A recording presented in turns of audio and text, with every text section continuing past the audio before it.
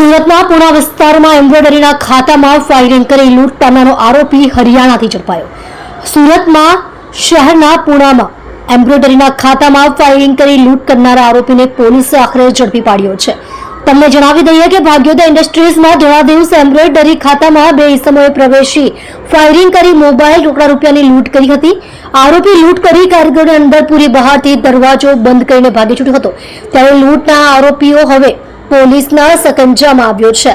લૂંટ ચલાવી આરોપી થઈ ગયો હતો ફરાર. ક્રાઇમ બ્રાન્ચ પોલીસે આરોપીને હરિયાણા રાજ્યના ગુડગાંવ રામલીલા મેદાન ખાતેથી ઝડપી પાડ્યો છે. પોલીસે આરોપી પાસે લૂંટમાં વપરાયેલી પિસ્તલ કારતીસ કબજે કરી લીધી છે. એમ્બ્રોઇડરીના ખાતામાં 1.5 વર્ષ પહેલા કામ કરતો કારીગર દિલીપસિંહ તેની સાથે એક અજાણ્યા ઇસમને લઈને ઘૂસ્યો હતો અને ઓફિસના કાચ ઉપર ફાયરિંગ કરીને ખાતામાં કામ કરતા 3 કારીગરોને નીચે બેસાડી લૂંટ ચલાવી હતી અને ત્યારબાદ ફરાર થઈ ગયો હતો.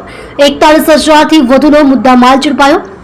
આ સમગ્ર મામલે પોલીસ સ્ટેશનમાં ફરિયાદ નોંધાઈ હતી. ત્યારબાદ પોલીસે તપાસ હાથ ધરી આરોપી સચિન ધરમપાલ જાંગડાની હરિયાણા રાજ્યના ગુડગાંવ રામલીલા મેદાન પાસેથી ધરપકડ કરી લીધી છે. પોલીસે આરોપી પાસેથી 41,000થી વધુનો મુદ્દામાલ કબજે કરી લીધો છે અને આરોપીને જેલના સળિયા પાછળ ધકેલી કાયદેસરની કાર્યવાહી હાથ ધરી છે.